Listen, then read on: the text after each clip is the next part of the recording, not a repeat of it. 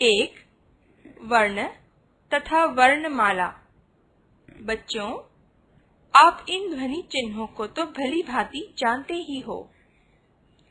इन्हें ध्वनि चिन्ह इसलिए कहते हैं क्योंकि ये चिन्ह है, और जब इन चिन्हों का उच्चारण करते हैं तो मुख से ध्वनि निकलती है।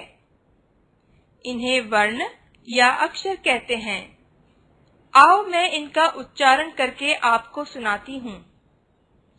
आप ध्यान से सुनना, क्योंकि उच्चारण के आधार पर ही हम इन्हें कई समूहों में विभाजित करेंगे।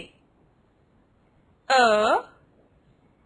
आ, इ, ई, उ, ऊ, री, ए, ऐ, ओ, औ, अह, क, ख, ग, घ, ड़, च, छ, ज, झ, ञ, ट, थ, ड, ढ, अण, त, थ, द, ध, न, प, फ, ब, भ, म,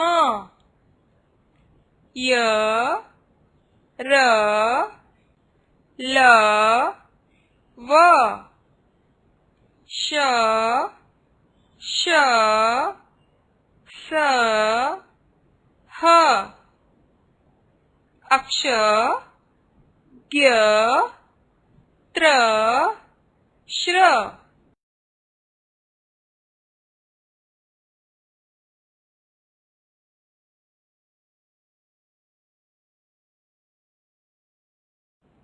बच्चों, आपने सुना पहले 11 वर्णों का उच्चारण बाकी वर्णों के उच्चारण से भिन्न है।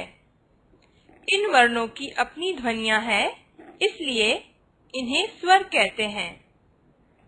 एक बार फिर मेरे द्वारा इनका उच्चारण सुनिए। अ, आ, इ, ई, उ, ऊ, रू, ए, ऐ, ओ, औ। बच्चों, औ के बाद के जो 2 वर्ण हैं, उनमें से पहले वर्ण अम को अनुस्वार तथा दूसरे वर्ण अह को विसर्ग कहते हैं। बच्चों, वर्ण क से ह तक के सभी 33 वर्णों में वर्ण अ की ध्वनि सम्मिलित है, अर्थात इनके उच्चारण में हमें दूसरे वर्ण की सहायता लेनी पड़ती है। ऐसे वर्ण जिनके उच्चारण में किसी दूसरे वर्ण की सहायता लेनी पड़ती है, उन्हें व्यंजन कहते हैं। बच्चों, मैं एक बार फिर आपको इनका उच्चारण करके सुनाती हूँ। क, ख, ग, घ, ड़, च, छ, ज, झ, ञ, ट, ठ, ड, ढ, ण, त, थ, द, ध, न, प, फ, ब, भ, म, य, र, ल, व, श, श, स, ह। बच्चों, अंत के 4 वर्ण अक्ष, त्र, ज्ञ तथा श्र हैं।